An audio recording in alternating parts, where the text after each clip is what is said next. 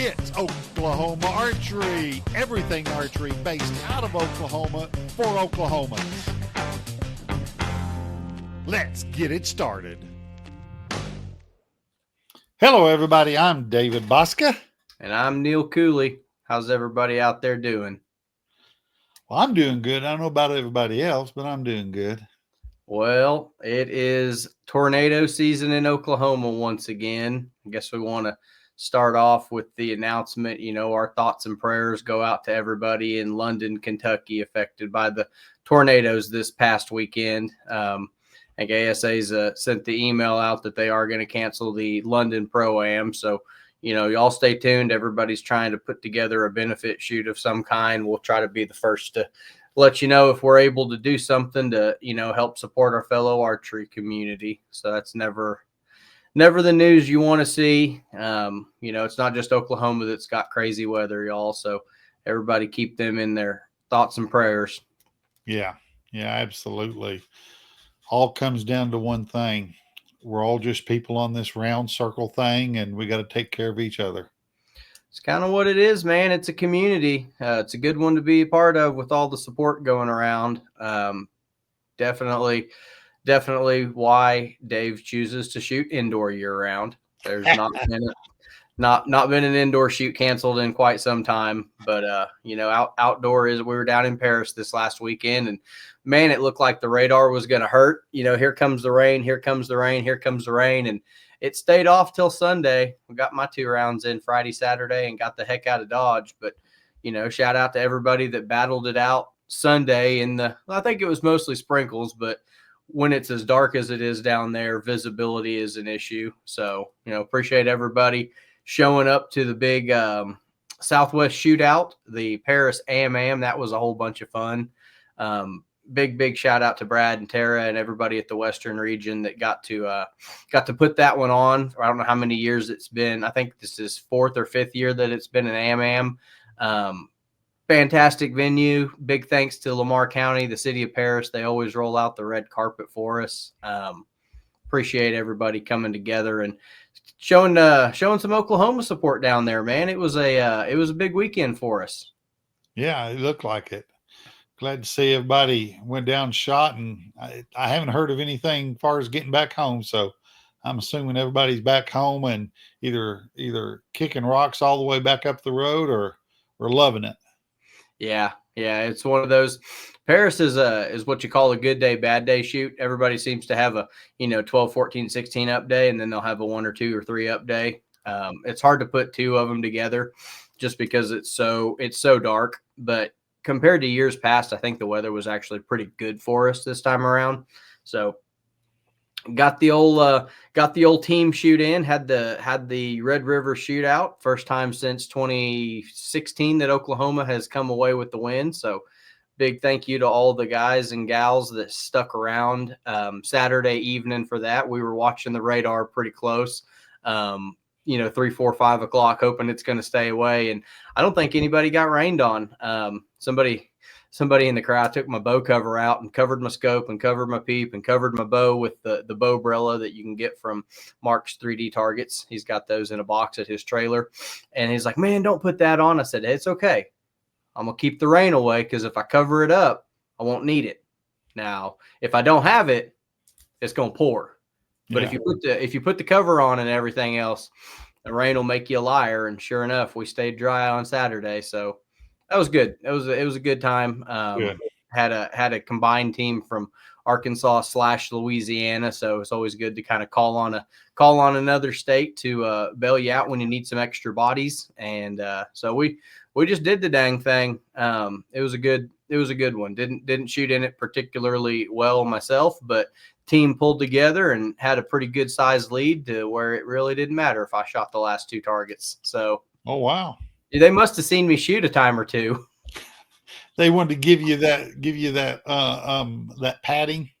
They remember the 8 from last year that was low by about that much that cost us the win, and they said, "Don't leave it up to Neil. Don't put the decision in his hands. Well, you know what he's going to do." So they gave us a pretty good margin of error for when the directors shoot for double points on 14s and 12s, but your 5s cost -5. So Oh, eights wow. and 10 are 8s and 10 are the same. 5s are negative, kind of like the Dearman guys do. So borrowed that from our Oklahoma counterparts, and it was a good weekend. Good. So what's Dave been doing? All just twinking, and I actually got to realizing last week I'd put my fall away back on about 10 days, 2 weeks ago. And I realized that since I've had this title, I have never bare shaft tuned it. I shot a paper tune, and I'm not a paper tuner, but I shot a paper tune when I first got it put together. Oh, now I've just been shooting it. So I decided, well, I'm going to try to take it a step further, and I did, and I really liked the outcome. Saturday I went in to H&H, done some indoor shooting, and I liked it. I liked the way it was flying indoors. I was looking at, there were some hold issues, and so I changed my back bar. I brought it in a little bit and added a couple ounces to it. And last week I'd even changed my front bar. I went back to my 27. Back to the 27. Yeah, and I tell you what, it's been, I really liked the outcome, and then went back up Sunday and I shot a couple games. So been really pleased with it. Look, you sent me a picture of the score. It looked like a pretty good target. Yeah, it was. The first two was nothing but a hole in the middle. They were really nice. I kept messing up on the third one. I dropped 2 points on the third shot, and probably my missed X's were second and third shot. But yeah, it was coming together. I never missed an X on the first target. So it was really a nice come together. But I've felt myself after getting back into shooting. I've been here at my place. I'm shooting 5 arrow ends. I'm trying to get built back up and then stay built up through the summer. But yeah, it is interesting when the NFAA changed their schedule to put Vegas behind indoor nationals. Usually you're building from 3 arrows to 5 arrows, and now it's like, man, we got to go from 6 arrows at the 900 round straight into 5 and then down to 3. So and then after 3 you can shoot 1 at the 3Ds. So is that right? Natural progression downward in arrows per target. Yes. Yeah. All things line up. Now you don't have to go from 6 to 3 to 5 to 1. Now it's 6, 5, 3, 1. And well, I'm going to try. Oh, sorry. Go ahead. I say throw in Redding in there for two arrows per, and then go to the 1 arrow 3Ds. So yeah, you just ramping the volume down. Stabilizer weight goes up, arrow count goes down. Well, if I get my way next year, I'm going to try to do the Rushmore. I'll do Lancaster. I'll do indoor national. So I'm going to try and hit 3 or 4 of them. Yeah. There you go. It's going to be a good one, man. I think that the Western region announced this following January, following the ATA show, the weekend following ATA. Okay. So we're following Rumble. They are bringing back their the indoor 3D in January. So that's one down there in Texas. Yep, down in Paris. Okay. They had it every year, but last year they couldn't get the venue. It will be for known classes only, just because it's on a indoor. It's on an indoor football field. Yeah. So, your yardage judges would probably have an unfair advantage being able to count the notches there. I gotcha. Yes, indeed. Well, let's bring on our guest for today and this week. We got Mr. Bryce Talley in the house. How you doing, Bryce? I'm doing great. How are y'all doing? Pretty good. Can you hear us good? Yes, sir. I can. How about y'all? All right. Hi, Bryce. This is I don't know if y'all ever met. This is Dave. You probably see him on the indoor line. Not many places else. Yes, sir. My enemy. I hate indoor, but it's necessary evil. It's good to perfect the shot, man. You got to get those reps in when deer season's over and it's too cold to fish. Yes, sir. Well, down here in Texas, we don't have that problem as much, but I know y'all get that white stuff up there in Oklahoma. That's no fun. You're not kidding, dude. Well, we wanted to bring Bryce on just for anybody out there that's midway into their 3D season. And if you're like me, you kind of like to tinker all the way till the last minute. And I've just put a brand new set of Summit Bowstrings on my Exodus Pro short draw. And man, they are slick. And I wanted to get Bryce on here to talk not only tuning, but what it is about a good bowstring that can make your shooting experience just a little bit different. So, Bryce, give us a little bit about kind of your background and where you're from and what you do. Yes, sir. So I'm from San Antonio, Texas. Been born and raised my whole life here. Grew up with a rifle in my hand since I was old enough to walk and shoot. No firearm, basic firearm safety. As I grew older into early teens, I got to the point where I was kind of bored with guns. It's not that guns aren't fun. I mean, obviously we're all guys. We love our guns and our toys and messing around with them, but hunting just seemed to be not as not that it's not exciting, but it just wasn't to the point where I had the same thrill quite as much as I did when I was younger, and I wanted more of a challenge. So my dad never was a bow hunter, never liked bows or anything. So I kind of saved up my own money and went to Bass Pro, which was a rookie mistake. Don't ever recommend doing that. Saved up my money, bought my whole own setup, my own target, everything. Got into it that way. Started bow hunting with it. Had some early success. Pretty much self-taught the whole time.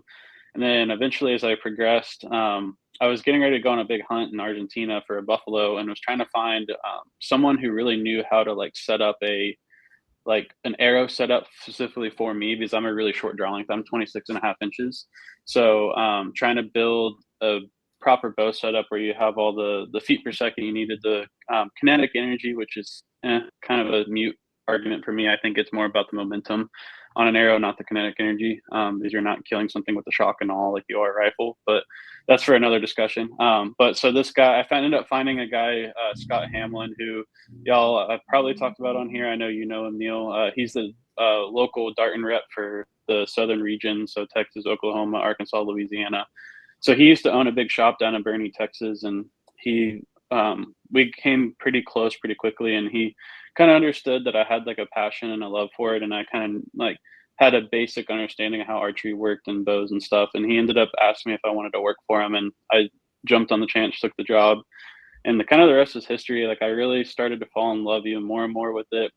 Learned from the beginning how to build arrows, worked my way up to bows, and then eventually I got to the point where it was pretty good at being able to bow tech and figure out most problems, and wanted something else to do. And I always saw guys in and out of our shop that we had a couple guys that came and went that were building strings, and always seemed to have a fascination for it. And so Scott eventually one day taught me, and I kind of had a knack for it. And so kind of the rest took off after that. Built it for his shop for a while.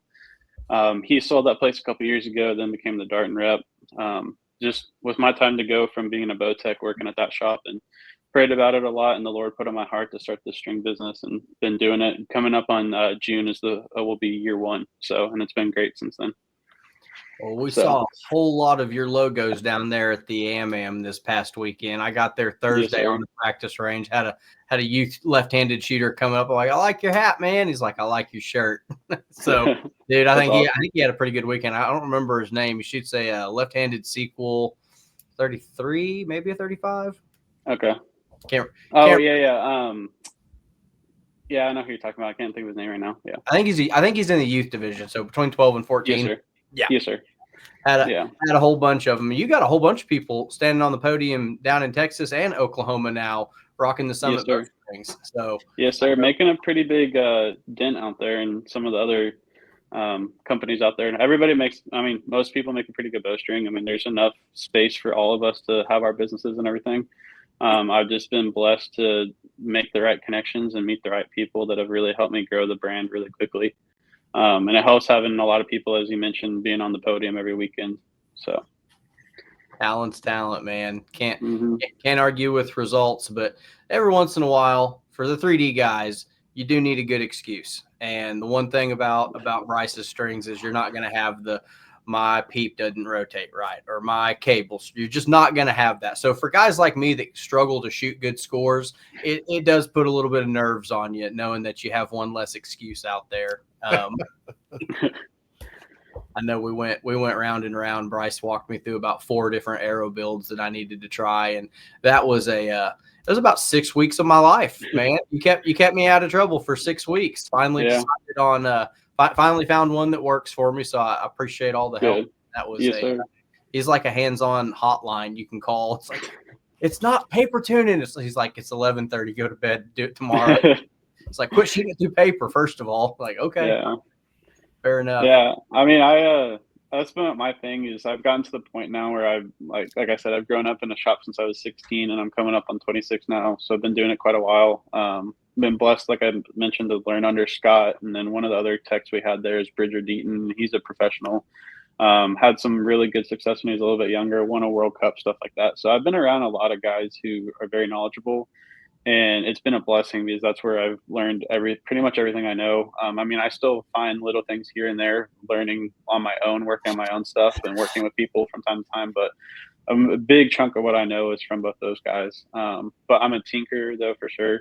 I always feel like I can eke just a little bit more performance out of something, and arrow build specifically is like my thing I like to really mess with. On top of obviously the strings, like once I build a good set of strings and get it on there, know everything's good. Really no break-in period on those with mine. But once I get that out of the way, then it starts really coming down to a bow setup. And then the arrow build, I think, is one of the biggest things. And that's where I really have found that I can pick up a couple points here and there and make an arrow a little bit more forgiving by vane setup, point weight, spine, all that good stuff. So, man, it turned out fantastic up here on my end. But yes, sir. I know Dave's favorite question to ask people: what's your setup? What's your bow setup that you're shooting competition right now?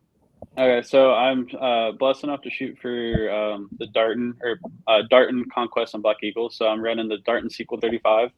I'm not saying this because I shoot for them. I'm saying this purely out of like I've worked with a lot of bows, shot a lot of bows. 35 is probably one of the best bows I've ever shot. As far as speed goes, it's a really fast bow, so you get the which is obviously good for 3D. It's very, very, very forgiving. I'll have shots that break like nowhere close to where I'm aiming, and like I'll pull my glass up and look, and it's there. I'm like, I don't know how that happened. So very forgiving bow, very fast, accurate, very stable in the hand. It doesn't take a whole lot to get that bow to start aiming pretty good. It takes a little bit of fine tuning for each person to really get it to start holding like perfect, but it's a shooter for sure. So I'm shooting the Sequel 35. From Conquest, I'm running the 747, so they're the bigger diameter bar. I really like those because they're an extremely stiff bar. I aim pretty good too, so having that really stiff bar helps me aim even better.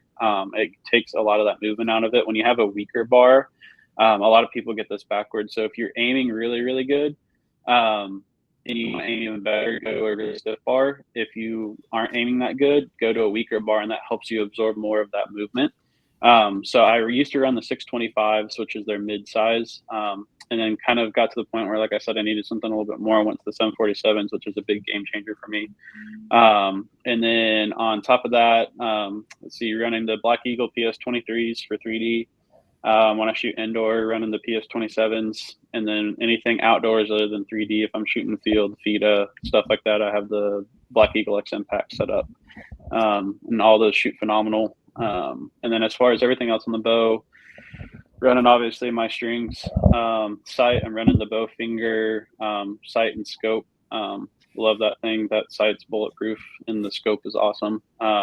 Running the Spot Hug Edge Swap for a rest. Love that thing because I can swap the body off and on and run different arrow sizes and not change the tune on my bow, which is a big deal for me, being able to switch between indoor to outdoor to 3D, field, whatever, different arrow sizes.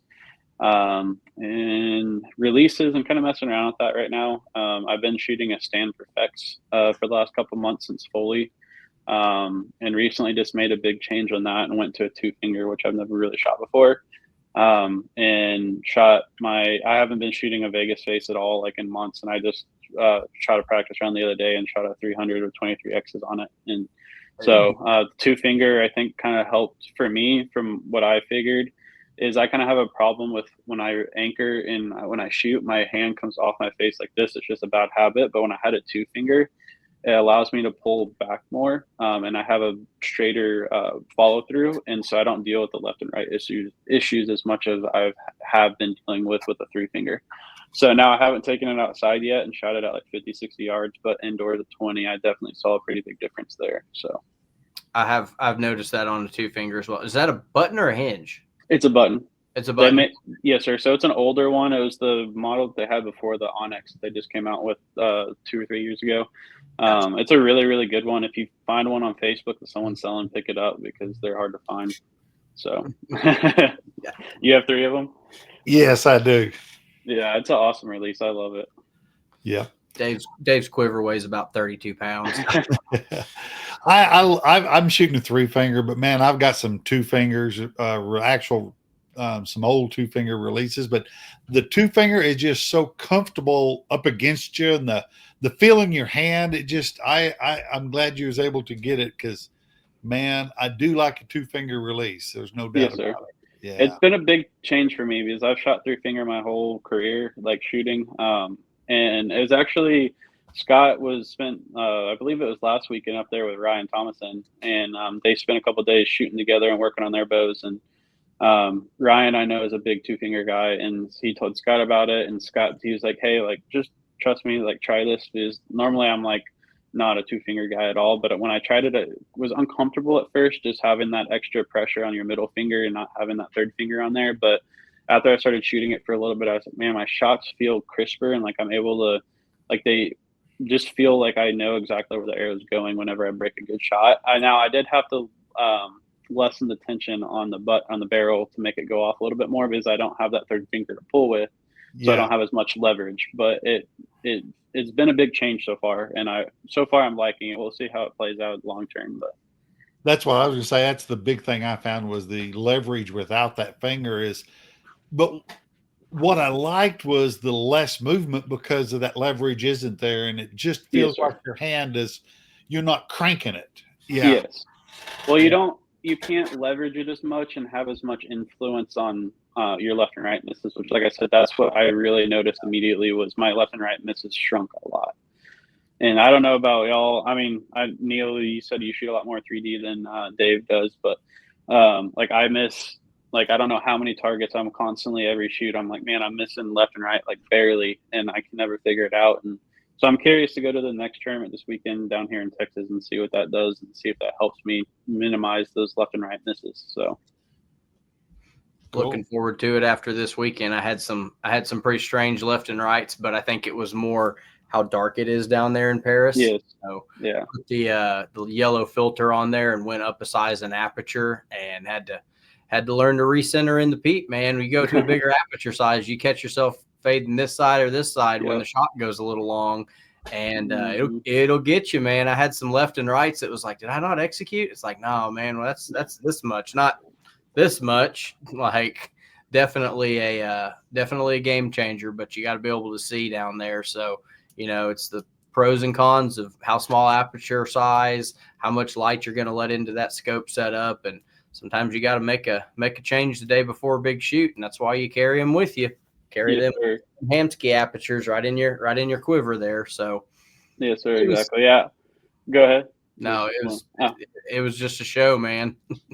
Yeah, thankfully I've kind of found like the perfect aperture size for me with like a clarifier lens power that I really never have to change it. I have a pretty clear sight picture. I think that's one thing people don't understand either, is that not only is the clarifier power very, very important in relation to your lens power, but it's also that aperture size too, because a lot of people don't realize they think they want like a huge scope with a huge aperture size to get more light in for 3D, especially on those darker courses. But then they struggle to get both the pin and the target clear. And so if you kind of mess around and go in a little bit smaller on both of those things, you can actually clear a lot of things up. And I remember Bridger was the one who really figured it out a couple of years ago when he started shooting 3D.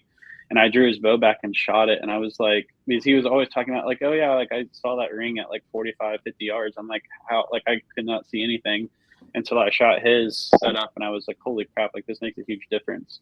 So I'm running the Bowfinger 35 millimeter scope. I was shooting the Shrewd Nomad 35, the really old Shrewd, but went to the Bowfinger. I feel like it has a little bit more. It doesn't have as much of a tight like thing on. I don't know how to explain it in proper terms, but it seemed like there was a little bit more on the inside that like shrunk your vision down a little bit. So I went to the 35 and it opened it up a little bit more. So everything's a little bit brighter. But so I run that with a 7-power doublet. That was a change I went to this year with a 7-power versus a 6. And then I have the Podium Peep from Specialty in there. And I'm running the green, which is the number 2. And that makes everything like crystal clear for me. And I can see rings and insert lines out to 40, 50 yards. On dark days, it can be kind of hard. I remember last year I was standing in the sunlight looking at a target that was in the shadows. There was a couple targets where like I was like, am I even on the target? But I mean, that's just kind of the way it goes with certain tournaments and certain shoots. You'll have a couple of those targets. But for the most part, that scope setup works pretty good for me. But I get what you're saying though with the aperture and having to go up a little bit to get a little bit more light in there. But like you mentioned, you start to have a little bit more left and right issues if you don't have that thing perfectly centered. So yeah, and it didn't take any clarity away from my target. It took a little clarity away from my pin. So I was running it real low because it was dark, and I was like, man, if I turn this thing up past 4 or 5 on the ETAC, it's going to be covering up quite a bit down there, being a 19 pin. So we might go to a 15,000th or a 10,000th. I'm not sure, but got a whole new bow to set up and a little bit push the scope out just a little bit farther on it because I've got that new Accu system Accu Archery, whatever it's called on there. So I'm like, that's going to take all the shake out. Let's put an 8-power in it and push it all the way out. Look like Paige Pierce out there. Yeah. A lot of faith in it. Haven't shot it past 4 yards yet, but it seems like it's doing pretty good. Yeah, I just got one in this week and threw it on and started messing with it. I shot that Vegas round with it actually, and I think it helped a pretty big difference there. Because normally I can't ever get like that pin to sit perfectly still. Because I was shooting my 3D setup, and obviously we know 3D setup isn't going to be as forgiving for indoor as like a actual bigger, heavier arrow and.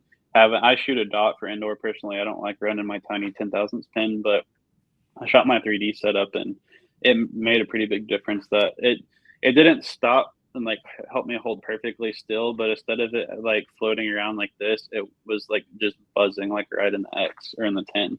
So it helped it aim a lot better. I just started to mess with it though, so I need to I want to move it start at the beginning of my front bar, run it as far out until I see like it hits a pendulum effect and where it doesn't do much.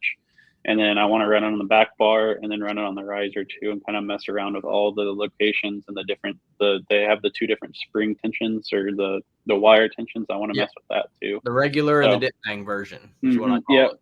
Yeah. So it's kind of intimidating how many different ways you can run it though and how much weight you can like mess with and everything on it. To me, I'm just thinking about it for future. I have my bow shooting pretty good now, but for future bow setups, it just seems like that's another 2 to 3 weeks worth of setup time that it's going to take for me to mess with each bow from now on.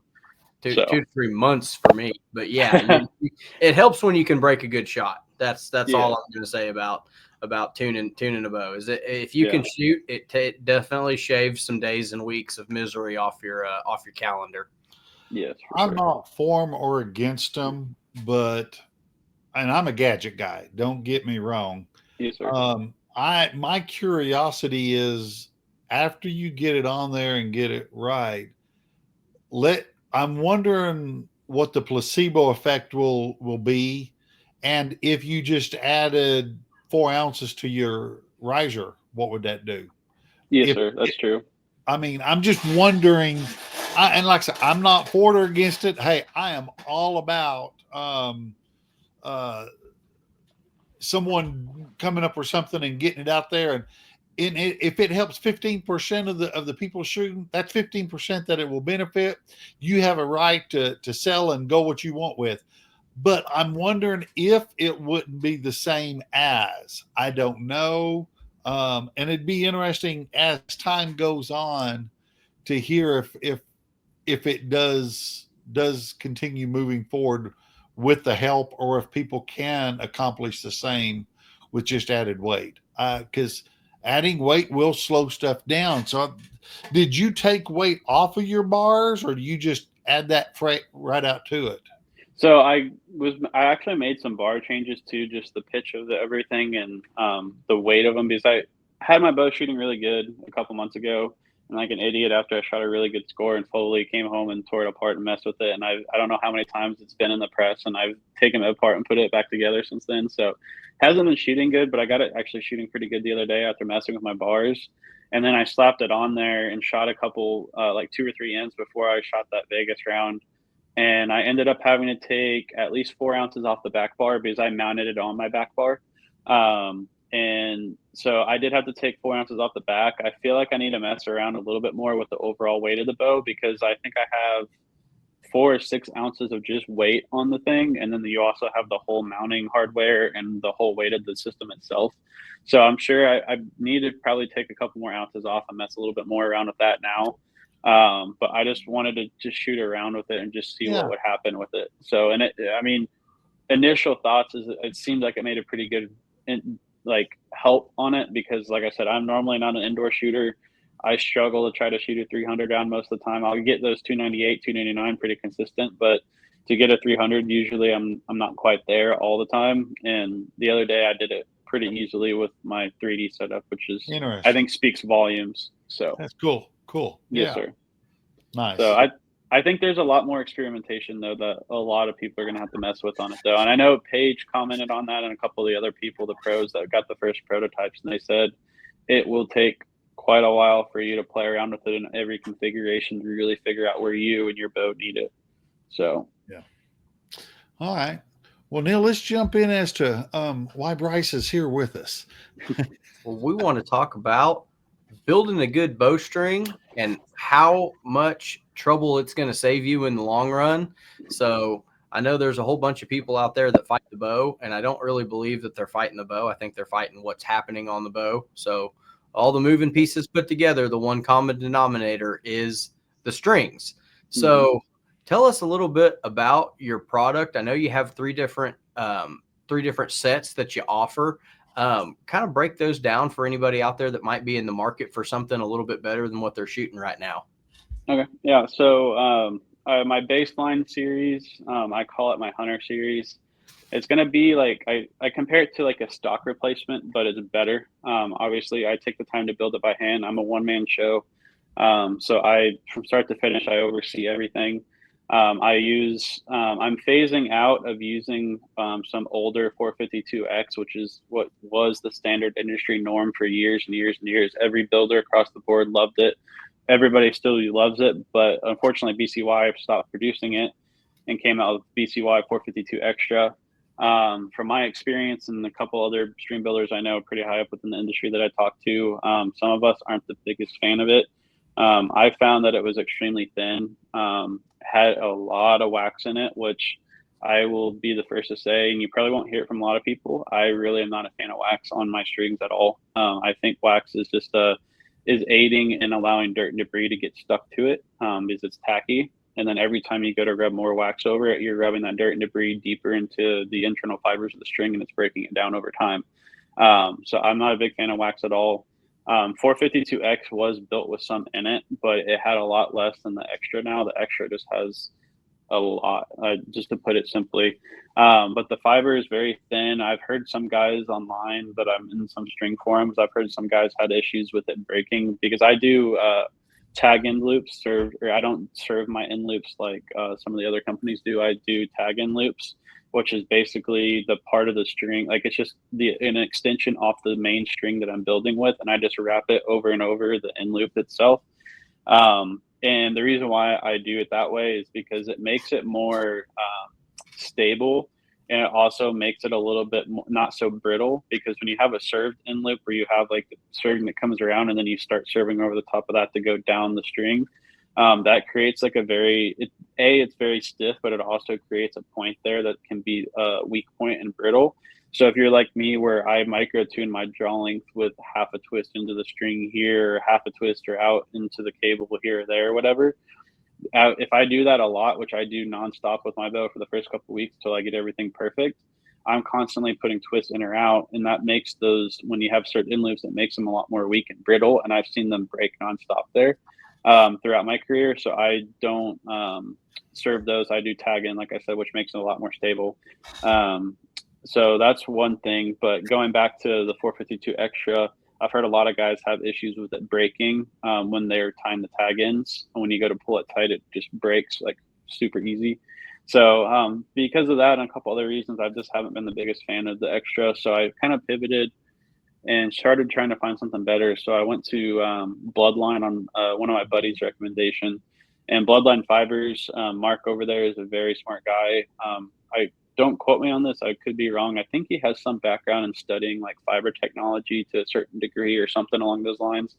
And he really wanted to build a fiber that was to the next level, that didn't really have a lot of the issues that some of the other ones out there have.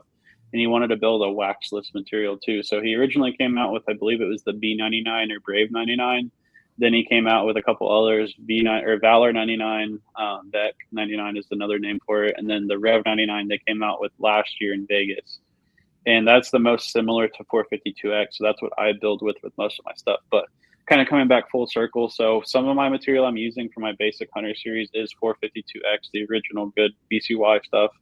And then I'm also starting to phase in, as I'm finishing out certain spools of those colors, I'm phasing in Bloodline now for the Hunter series. So the Hunter series, again, kind of coming back full circle, stock replacement, but way better. I'm using a lot better materials, taking the time to build it by hand. I also stretch them for a pretty good amount of time too. I think that's where there's small, minute details in the layup process that are very important to have a stable string, but also the stretch time too. I think a lot of the big companies, why you see them have peak rotation and string stretching issues, is because they really don't pre-stretch their strings to a high enough tension for a long enough time.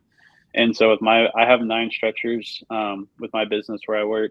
So I'm able to get quite a few sets on there and let them stretch for quite a few hours. So like I'll build one in the morning, put it on there, and I'll be building 2 or 3 or 4 more while that one's stretching. And by the end of the day, after I've built multiple others, I'm ready to pull that one off and serve it. So usually my strings on a very minimum get probably 4 to 5 hours of stretch, which is usually a couple hours more than most other companies. So I think that's where some of that comes in. But like I said, a lot of it is just the building process from the beginning when you lay it up. So that's the Hunter series, though. I offer it in 1 color or 2 colors twisted. I don't do any of the pinstriping stuff because it creates inconsistencies when you have the more colors you add into a string that have different dye content in it. It will create inconsistencies. So if you start to twist multiple colors, you're going to have each of those fiber bundles stretch at different rates. Even if you stretch it on a machine, you'll see like some of it can be very minute to the point where you usually won't see it. Like even on my 2 colored strings, it's not an issue, but the second you start adding more and more colors, that's when you really start to see it.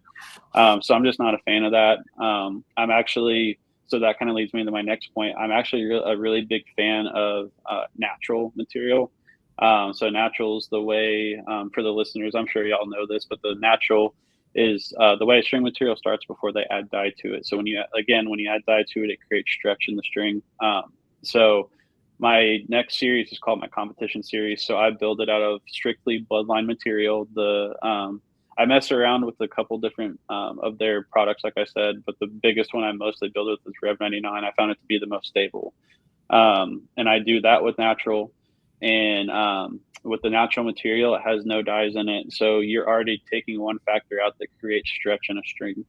And then I, again, lay that one up by hand, do the tag in serves. I mess around a strand count on that too, because typically I build it for a target bow. And on a target bow, there are some of the guys that still care about keeping their speed up, but speed isn't quite as big as a deal, if you ask me, in my opinion, for a target bow, quite as much as like hunting, because I know guys want the absolute max speed they can get for hunting bow. So I mess around with actually the strand count on there. I make it a couple more. And it makes that fiber bundle, you have an even higher tensile strength. And so built with the natural, the higher strand count. And then I also will stretch that string for 10 to 12 hours overnight. Usually I'll build those in the evening before I leave, put them on the stretcher, stretch them overnight. When I come back the next morning, I'll then finish it and either put it on the bow if the bow's there with me, or I'll send it out and ship it, and I'll be there in a couple days. So that one's the probably my best selling one. Even a lot of, I know I call it my competition series, but I have a lot of hunters that use it too. These they like especially guys that have higher end bows that are the more serious hunters that shoot a lot, or maybe cross over and shoot 3D and hunting with it. Because the higher strength cut and the natural fibers is just a super stable platform. And once you put it on your bow, I mean, there's hardly no break-in period. I mean, Neil, I know you've had a couple different sets now, and you put them on and have like basically no break-in period. You shoot a couple shots, stop your peep in, and you're ready to go. I know I've had people, I've thrown them on and they've had a sight tape in 20 minutes and then go shoot a huge tournament the next day down here with 100+ degree weather and have no issues with it. So for somebody that's scared of tying a peep sight into their bow, yes, it does make the process quite a bit easier. Man, so when I set my first 37 up, I wanted it on the drawboard at 27.25, which should be about 29 inches, give or take. I put it on the 29 slot. It was before it was past that number. mm-hmm. I put it on the 28.5. I added 9 twists to it and got it to that 27.25. Quite a few twists, I know. Measured it a couple of weeks or a couple of months later, and it was back down to 27 even. So I'd lost a 1/4 inch of draw length on it. And I don't know what about the stock strings. I'm not saying anything bad about them. I put 7 more twists in it, got it back to that 27.25 magical number that I'd had written down. Because when you get something good done, you gotta take good notes. You gotta jot it down in a notebook. That was the sweet spot for where my bow shot really well. The poundage on it was like on a 50 to 60 pound bow, it was like 67, 68 pounds. I'm like, whoa, that's way, way high. I don't know what exactly was moving on them, but I know it wasn't consistent with how I had it set up before I went to Foley. And I shot it pretty good in Foley based on where it was set there. So put these competition series on and was able to actually run it on the 29 setting. Took exactly 1 twist out of each cable to shorten it back down to that 27.25 mark on the drawboard. And it was absolutely perfect. Put a peep in it, came straight back, didn't have to rotate my D loop at all. Measured it against the other 37, served it in, we're ready to go. So it really does cut down on a lot of your tinkering time. If you get something that works, you don't have to worry about, it's like, is it going to be there tomorrow? Is my peep going to, is the humidity going to go up and my peep's coming back sideways? I know temperature change, humidity change. We got tornadoes up here in Oklahoma today. So the weather's all kinds of muggy, and it's like, you just don't know how your bow is going to react when you travel with it, because most of us every weekend are out there road warrior. And, I haven't been home on a weekend and I don't know how many months, because we're always going off to, different corners of the world to shoot our bows and hang out with our friends. So it really has been a blessing to be able to put it on there and have that confidence in it. It's like, I know it's going to be there when I need it to be there. Yeah. And maybe, did you have something to say? I was going to say your Buff Tough series for your backcountry elk hunting, your macho men. So that one's a little bit of a proprietary thing that I do specifically. I don't want to get into too many of the details on it, just because there's some things in the works with that one. But it's basically the competition series is the base of it, and then so it's the 28 or the higher strand count, which is usually 28 is what I mess around with most of the time. Sometimes I mess around with higher or lower. But I do a higher strand count on there. Again, the natural material, stretch it overnight. And then I go in and I actually will add quite a bit more serving to certain locations to cover up some part of the string that usually is where it's very abrasive or where you can cut a strand. And like you mentioned, if you're 10, 12, 15 miles back in the backcountry and you cut a strand on your string or your cable, and it's not safe to shoot, you're screwed. I mean, you're going to have to hike all the way back out and hope you can find a local bow shop that can either patch fix it or that can build you a new string or happens to have one in stock, which any of those scenarios is usually going to be very slim to none. So it just kind of helps with a little bit of added protection. It makes the string last a lot longer too. There little mobile that's right there. I don't know how to use it, but I've got it in case I ever grow a set and end up in the backcountry. That thing terrifies me. I don't even know where the little parts go, but this is a mobile bow press somehow in here you can ratchet this thing down to press your bow enough to fix a cable, allegedly. Hope you never need it. I hope nobody ever needs it. But if you do, they got them out there, man. I think I'd rather use a ratchet strap almost than that. Dude, if I use that for anything, it's going to be to hang myself. I'm just going to tell you right now that's going to be what it's used for. Yeah. But yeah, minimizing the inconveniences of archery shooting, whether it's target or hunting. Absolutely great product. I've put it on my 35 and my 37 now, and immediately got a little bit more poundage, got a little bit more speed. Biggest difference, because I've got a 37 with them and a 37 without them, and you pull it back and it is so rock solid. They're set up identical. The bows they measure the same, brace height's the same, axle to axle's the same, poundage is within like a tenth of a pound on both of these bows, and you can feel the difference in your hands. If you don't believe me, come over here and try both my 37s. I know everybody in the Darton community is loving the 35, but I'm the odd duck over here that's shooting the 37, and that it just agrees with me, man. So I don't know what else to do about it, but man, hey, that's why they offer different bows. Yeah, different strokes for different folks. We're working on building one big enough for Dave. Get the old sequel 42-inch out. Hey, I got a question for you. Yes, sir. I like the idea, because I've done this when you was talking about your open servings on the end of your loops. Yes, sir. Do you advocate or not advocate using those open loops and I'm talking precise tuning, draw length adjusting? You know what I'm talking about? Where that open loop, you can actually roll it. Yes, sir. So are you talking about like the ones that are similar to like the zebras, or I guess the match strings now, where theirs are completely unserved? Yeah. Is that what you're talking about? So I do it on a 2-post setup, but I actually will leave long tag ends and I'll wrap those over the string itself. So I'm serving the loop in a way with the string itself, but I'm not serving it with actual serving.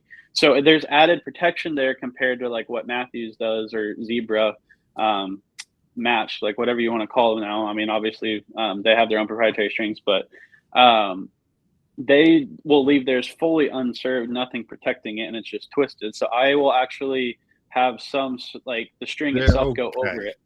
Yes, that makes more sense. I get that. And yes, sir. So with your setup, it's not able to be done that exact same way? So you can't do it necessarily that way, no, sir. But it does make, like, if you're taking a half twist in or out of the string to like mess with your draw length or your peat, or on the cables too, it makes it where they're not so stiff and brittle. They're still pretty dang stiff with the bloodline material, but they're not so stiff and brittle that you can't quite do like a half twist here or there, or that they're also going to break. Because if I've ever seen in loops break, it's always right there at that point where the serving comes off the loop and where the serving starts going down the string.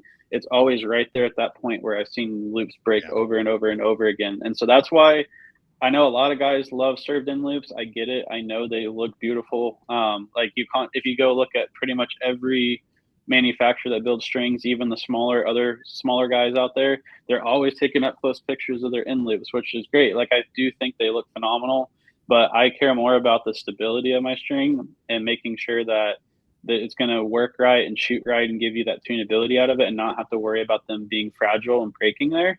And granted, we all have our different opinions. String string building is pretty much the similar across the board, but we each have our little quirks that we do, and that's just one of my things. I prefer to do it that way. Now, I'm not saying my in loops look ugly compared to served ones. They definitely still look really nice. They just you don't have that picture perfect loop that everybody always talks about and wants, that you always hear everybody talking about, like I said. So it's just one small difference I do. I think it makes a pretty big difference. I've never had anybody complain about it. I have some people that'll question me on it, why I don't, but then I explain it, and then most of the time people understand why after that. But another big thing too that I'm not a huge fan of, especially if it's on a target bow, I'm starting to do it here and there if people really want it or request it, or like my open shooters who are judging where speed matters. I'll usually do it for them or on hunting sets, but on mostly target bows, I'm really not a huge fan of putting speed knocks on there, which is totally against the standard of the industry norm. Like everybody that I talk to, they always are like, "Oh, you have to have them on there to tune it. You can't tune a bow without them." Blah blah blah. I've done it for years and years. I've been building strings for going on 6 years now, almost 7 years. Building them when I used to build them at the shop. Every single bow we did there was that way. Almost not quite 99%, but probably 95% of the strings I've done since I opened this business last year, I've done without them. I can prove it that I can tune a bow without having those on there, and it does not affect accuracy in any way. Yeah, you'll maybe lose a couple feet per second. You'll lose 5 to 8 on average for most bows. But if I can be totally honest, and I don't want to offend anybody here, 5 to 8 feet per second is really hard to outshoot. So I'll just put it that way. So I remember shooting many of bows before they become popular. yes, sir. I mean, what did we do before that? Yes, sir. Exactly. I needed to cut 2.5 inches off my arrow to decrease wind drift, but I wasn't able to because it was too fast. So it actually let me run a shorter arrow, and I loaded it up on the point weight, and I made the vanes a little bit bigger on the back end. But at the same time, man, it kind of bailed me out losing just a couple. Yeah. So I haven't shot it through the chrono, but I think the last time it was about 276, 277 on this one compared to like 283. So give or take, 5 or 6. Yeah. And so if I can, if you want me to explain the reasoning and the logic behind why I don't like them. So most of the bows that run the most amount of them, the Hoyts haven't been as bad as they previously used to be, but the 3 big ones that I can think of that always have a lot of brass or speed knocks on there, they're just brass knocking points for those that don't know. Matthews, Hoyt, I've always notoriously been the 2 worst. I'm not trying to name call companies or anything like that. It's just a fact. Matthews and Hoyt, though, and then Darton this year, the last 2 years, all 3 of those companies have a pretty good amount of speed knocks on there. And so I've taken them off, and I've counted how many are on there, taken them off and weighed them. Most of them have somewhere between 22 to 30 speed knocks on there in total. And each of those things weighs, depending on what size ones they use, 4 to 8 grains a piece. So when you start doing the math of that, you're upwards of 160 to 200 plus grains that you have on your string. So the idea behind it and why they call them speed knocks is they are creating more whip on the launch of the string, which is pulling it through the atmosphere more, which is where you're gaining a couple feet per second out of it. But that's also creating extra wear and tear, and that extra whip and oscillation is, from my experience, isn't that good on the mainstream. So that's why you'll have your mainstream break down faster, and why the mainstream will stretch very quickly, and also you'll have peep rotation issues is because of those. And I think that's one of the things that makes my main strings so stable, and you don't have to worry about peep rotation issues, is because I don't put those on there. Now, I'm not saying if I put them on there, you're going to have those issues. My strings with the bloodline material are still very, very stable. And the couple that I've done here and there, I haven't seen any issues in return from that. But long term, over time, I know for sure, not having them on there is better off than having them on there. So like I said, I still will do them for people they absolutely have to have them. On hunting bows, usually I'll do them too. But for the true target guys, where we're trying to hit dots that precise out to very long distance, I think it makes that little difference, I think, is a big difference long term. And so that's kind of the idea behind why I'm not a huge fan of doing them. So like I said, I know that's totally against the grain of the industry norm, but you can talk to Neil, you can talk to, I know this is obviously the Oklahoma podcast, so you can talk to why can I not think of his name? Easton Gregg. He's been running my strings for a little bit now. Dylan Foster. There's quite a few guys up there that are running them. Next time you see them, you can talk to them and ask them if they think it's made a difference. And I believe that they'll probably say yes, because I know none of their strings have it on there. So that's just kind of some of the little bit of the, I guess, nitty gritty science, so to say, behind it of why I don't. So one other question, and I'm asking this, I think I'm going to know your answer, but I'm asking this, let's say, as from one of our listeners. Okay? Yes, sir. You talked about that with the bloodline, you have increased on the competition strings. Yes, sir. Is that the right word, competition strings? Yes, sir. Competition series, yes, sir. On the competition series strings, yes, You've increased it a couple strands. What has that done for two things? First one being the center serving. Is the diameter of Bloodline smaller than the 452 extras or 452X that everyone's used to? And so does it keep it the same, or does it actually increase the total diameter of the string a little bit?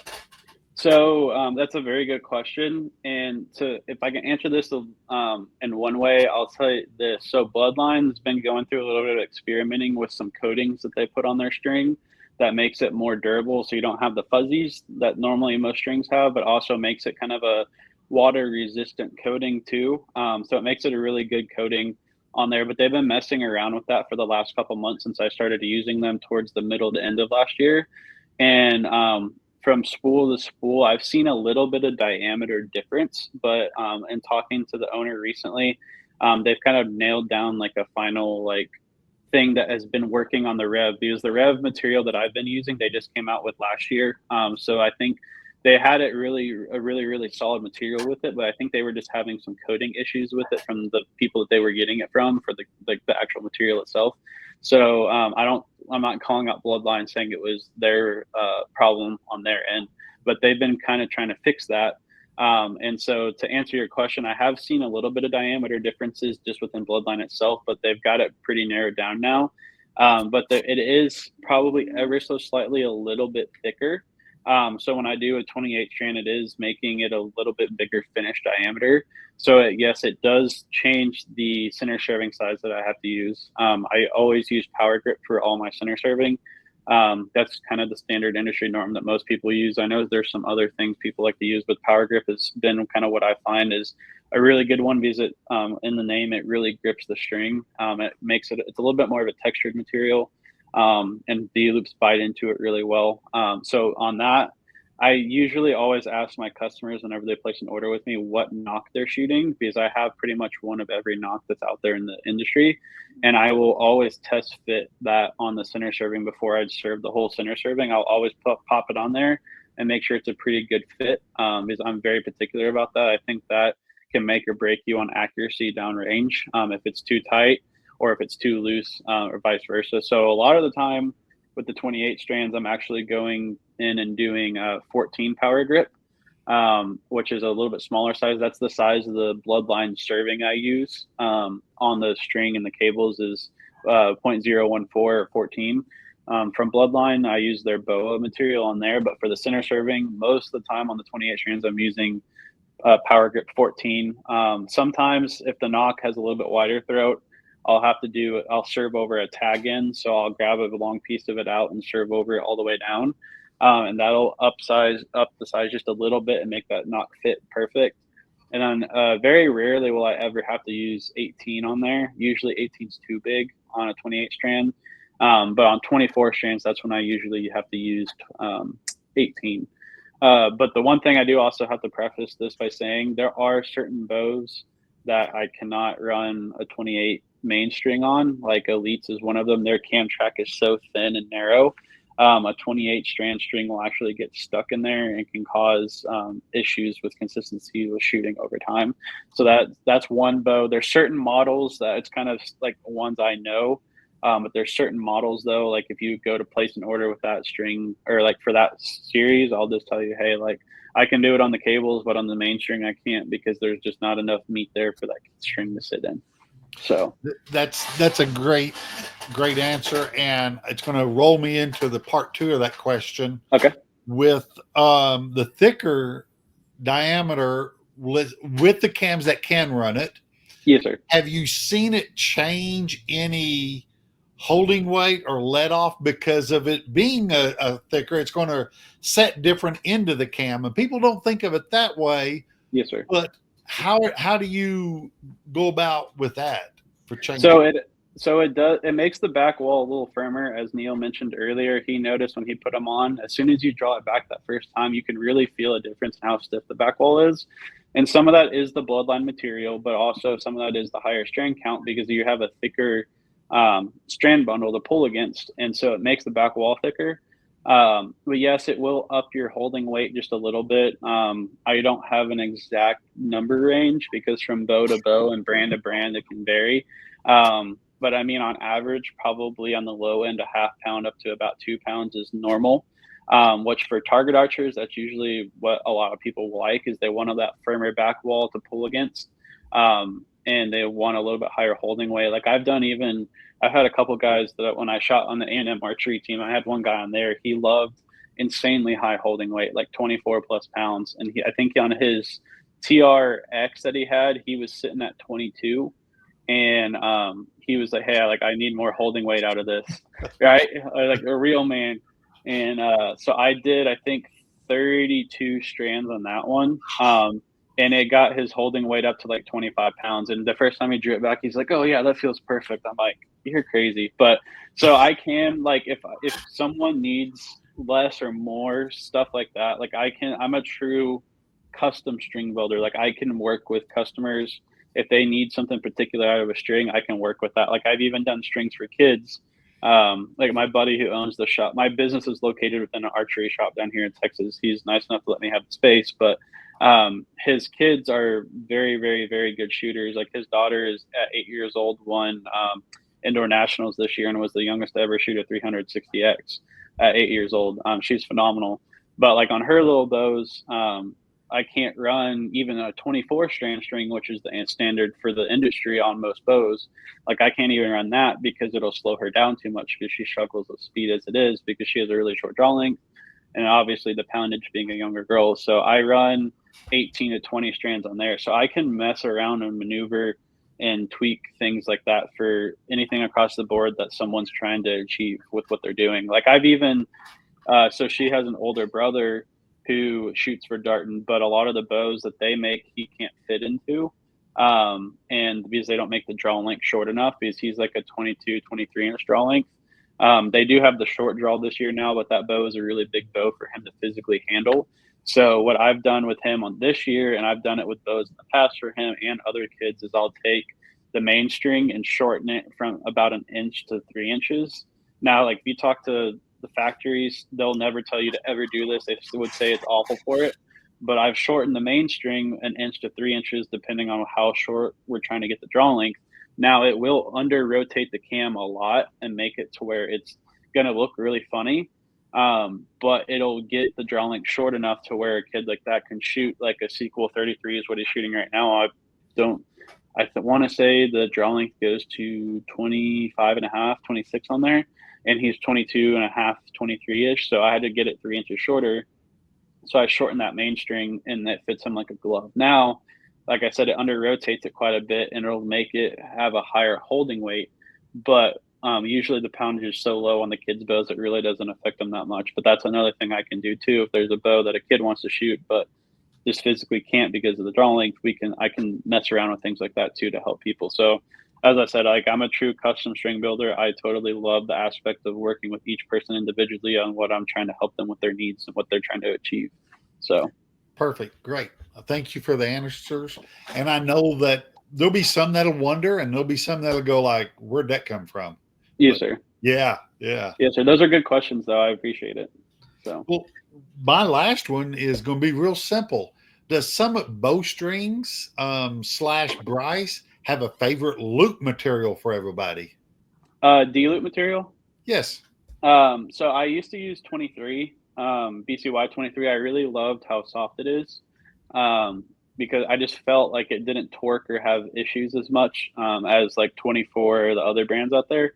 But the issue that I found that I've never been able to get around it, and everybody I've ever really talked to has never found an issue or get around this issue, is that it will separate your center serving at some point if you shoot it long enough. And so I had to try to find something a little bit different. And Bloodline actually has their own D-loop material. I think they call it like Code Red or something because it actually has a red internal core.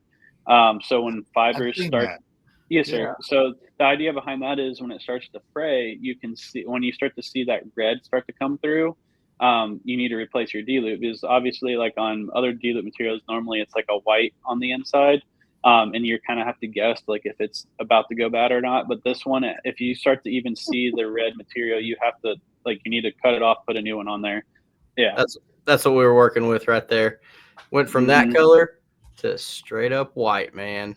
Yeah. So that one's been shot a lot. Yeah. But so that bloodline D-loop material though, I've really been liking it. Now I do have to say it is the size of 24, a BCY 24, but it's the softness of like the 23. So you kind of have the best of both worlds. You have the thicker diameter that's a little bit more durable, but you also have the softness and suppleness of the 23. So that's what I've been running this year, and I've really enjoyed running that so far. Haven't seen any long-term bad effects from it. So Okay. Fantastic. I say when I set my original 37 up, I shimmed it, eyeballed the rest, had to twist the limb pockets all the way down to get a semi decent bullet hole, and it walked back tuned just fine, no issues. On the new one, I've got those tuning pegs just same arrow, same specs, same bow, barely just put those limb tuners in there and just absolute. I don't know if you can see that or not. Just absolutely perfect. beautiful. Oh, box, dude. And that doesn't that takes me 3 days right there just to get it to do that. Yeah. And man, it was 6 minutes done out of the box, just the way I liked it. Didn't have to put nearly as many cranks in the limb tuners, and it just it's holding good. You can feel how solid they are, and if you're like me, like I won't let myself command shoot and grab it as it comes by. So I really have to do everything I can to make my hold as steady as possible, and noticeably superior. Definitely. Do you have an interactive website for people to use, or do you prefer them to call you? So I do have a website. I don't have like an order form on there or anything yet. It's kind of a headache to do that, to have all the string colors and all the options on there available and everything. So I haven't done that quite yet. I'm probably going to outsource that and pay somebody to do that for me, because I'm awful with technology. I really dislike it. But so I have a website. You can kind of go and look at some of the stuff on there. But as for like ordering, there's a good email and a good phone number on there that you can contact. I also have an Instagram and a Facebook page. So any of the customers can go there, and you can message me through Instagram and Facebook. You can call or text that number, or you can email the email that's on there as well. And usually I do like to speak to my customers over the phone, because I talk through a lot of the stuff. I normally kind of give my spiels whenever I talk to somebody over the phone. I gave most of that here. So hopefully the listeners kind of got a good grasp of everything. I mean, they can ask me more detailed questions if they need to. Obviously, like I'm more than happy to answer everything. I love the education part of it. But typically I do like to call my customers, even if they email me. I'm like, hey, do you mind if I call you so we can just talk through everything? Because it's a lot quicker to do that over the phone than it is me to try to send out text or type out an email or send a text with all that broken down. So we hope we can save you some much deserved hours of your life and have them just forward them the video. We'll have it on YouTube within a day or two. But it does bring that level of confidence when you know somebody's like, okay, this guy knows his stuff. He walked me through it. He told me what was happening. And there's a level of trust you have to have with the person that's putting the most, influence on your bows, the moving parts. The strings are at the center of the heartbeat of the bow, so to speak. It's the nuts and bolts. And when you really get to connect with somebody, it's like, man, not only does this guy know his stuff, he like held my hand and broke it. Steve Wingo would say he broke out the crayons and explained it to me in a way that my brain can comprehend. So that is definitely the best customer service part of it, because archery's a customer service industry. You got to feel 100%. Like people got to feel like they're listening, they're being listened to, and it's good to get a little bit of FaceTime with them. For sure, 100%. And I think a big thing too that I learned this I know I keep mentioning Scott, but going back to him, is he always talked about, like, whenever he ran a shop, he's like, I'm actively traveling to tournaments and shooting and being a part of the industry still, because you find, like, and from my opinion, you find that a lot of guys who run shops across the country, as they start to get a little older in age, they really kind of back away from actually shooting, competing. And there's always something new to learn. You can go talk to an amateur all the way up to a pro while you're there at each pro-am or a USAT, like whatever style archery you're going to. There's something new that you can always learn, and every bow that comes out every year has new quirks to learn how to work on it too. And so I say all that to say, though, like, I travel to the tournaments, I shoot, I conversate with people. Like, I think it's important to have someone with, whether it's a shop building your arrows, for someone building your strings, whatever it is. I think it's important to have somebody that's still relevant in the industry, that's still traveling and shooting a lot. And I can tell you with confidence, like, I travel all over the state of Texas throughout the year shooting 3D and indoor tournaments. And then this year, I'm really starting to make a little bit more of a push to try to make most of the national bigger tournaments, which I feel like I said, like, I think that's an important thing for me. Like, when I look at a business that I want to support and buy a product from, like, I want to see if they're actively still involved in archery, or if they're just doing it just because it's like another job for them. Like, this is my love, my passion. This is something I enjoy doing. So I enjoy getting to get out there and meet my customers. I enjoy getting to put a name with a face. Like you said, customer service is everything. And I promise, like, my customer service will always be there. Like, the second that I can't control that part of it and it goes downhill will be the day I don't no longer want to own the company, because when you start having customer service issues, that's when a company's going to go downhill. So I'll say, I know you said traveling all over and shooting. I can tell you guys, he's shooting at a very high level. I mean, what was it? 28 up in a single day in Foley. And I scraped up 24, and I was just the happiest I could ever be. It's like 24 over 2 days, baby. Bryce was like, I shot 28. I was like, man, you got me by 4. You're like, nah, just today, homie.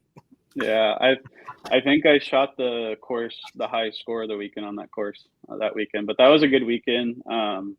I did okay before that was in Foley. I did okay in Benning. Still a top 10 finish there. But or Minden, we just won't talk about. That was a little bit of a rough one. Swamp stays in the swamp, man. Yeah, exactly. But yeah, I mean, I still had a good time though. I got to meet a lot of new faces and picked up a couple customers out there. But I got to hang out with a lot of the guys and gals from Okie up there, and it was nice to just Oklahoma. Like, I love the community y'all have up there. Everybody up there is super nice. I think y'all have some of the best talent in the country too. I wish I was honestly closer so I could come up there and shoot more with y'all, but being all the way down in San Antonio, it's a haul for me just to get to the border, let alone to farther to Oklahoma. But I loved hanging out with all of the guys and gals from there in Minden. So. Well, we did want to make sure and have somebody from Texas on this week just to make sure there were no hard feelings after the Red River shootout. None for me. Absolute. Yeah, I was gonna say, man, you could have showed up and hit every 14 and it still wouldn't have been close. But yeah. We wanted to share some goodwill with our southern neighbors. Always appreciate you guys. It's I mean, seeing what Texas has going on, not just for the ASA, but archery, is like, man, I hope we can build that one day. I hope we can get it, with all the positives and all the negatives and all the rabble rousers. I hope we can one day aspire to get those kind of numbers and do what they're doing down there, because it's something special.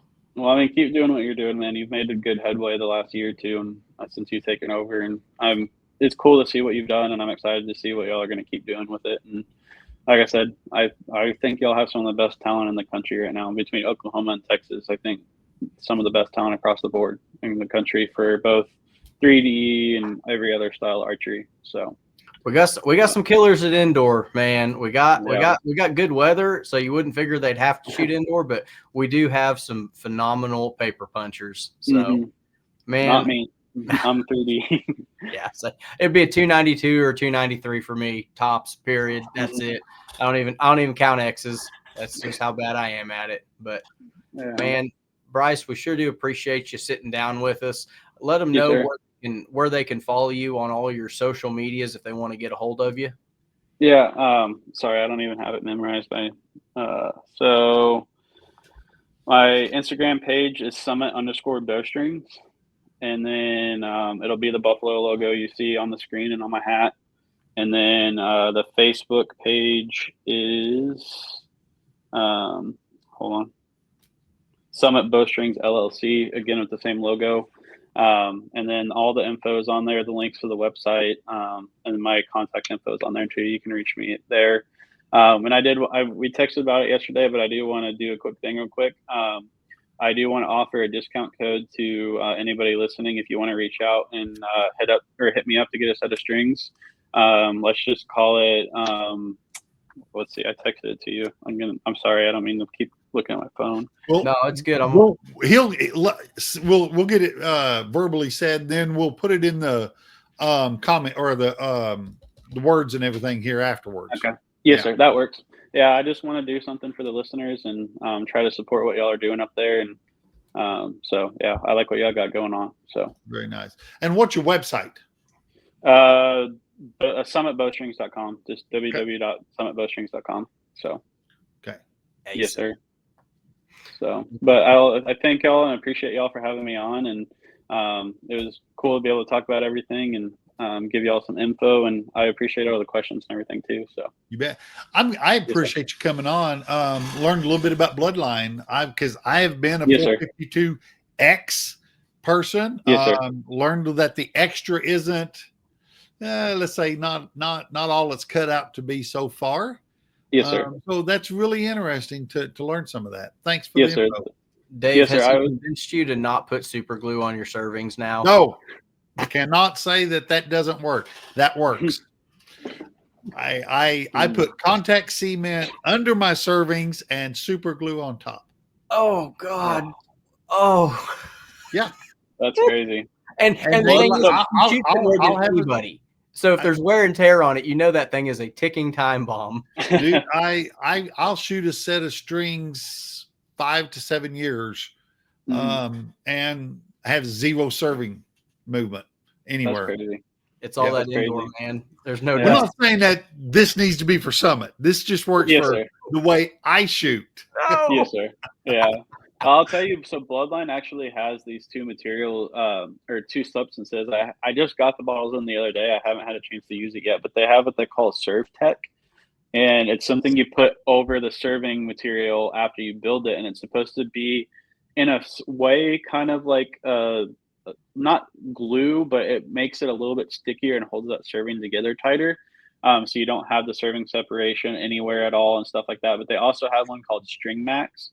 So you put that over the string bundle after you serve it and build everything too. And that's supposed to make the string bundle kind of adhere a little bit more. Now, again, I haven't messed with it yet, but I've heard some pretty good things about it. So I'll run it through its paces and see if it actually does make a difference or not. Let's call that a bonding material. Bonding. There you go. Perfect. Man. Well, Bryce, we appreciate everything you do, man. I'm looking forward to seeing you out there on the tournament trail. And if you see Dave, he's probably been kidnapped and they're under duress. So just play it off with us. We're going to get him. We're going to find a way to long string one of these Dartons and get him to try it just as soon as we figure out how to get one big enough for him. Yeah. What draw length are you trying to get one to? I'm down to the present bow I've got is at 32. I've shot 33 and a half, and 32 and a half. Actually, 32 and a half is what I'm at right now. Okay. Yeah. Is that what you measure? Yeah, I measure 33. Wow. That's crazy. I know the long draw Darton. Yeah, but they're this tall. Yeah, 37. Yeah, I can't give you any info on if I don't know of anything that Darton's coming down the pipe with anything bigger, but I don't. I know I'm saying I don't, but I think they need to. They need to for sure. They went to the other end of the spectrum with short cam this year. They need to go something a little bit longer on the axle length next year. I'm curious to see what they do with the 35 because I perfect. Leave it alone. I know. And quarter-inch adjustment. That's the one thing I want out of it. Yeah, I want it back. You gave it to me and then you took it away, and I just can't reconcile my universe without it. Yeah. I think in today's world, every bow should just have quarter-inch adjustment. Agreed. I don't know why we can't make that a standard across the industry, but oh well. Is what it is, man. Yes, sir. I'll be good till next time. If you have any questions, drop us a question or a comment down there. We want to hear from you. We want to hear your questions. We want to make you better at archery, and that's pretty much all I got. Yes, sir. Pleasure talking with y'all. Y'all have a good evening. You bet, Bryce. Nice meeting you, sir. Yes, sir. Nice to meet you too.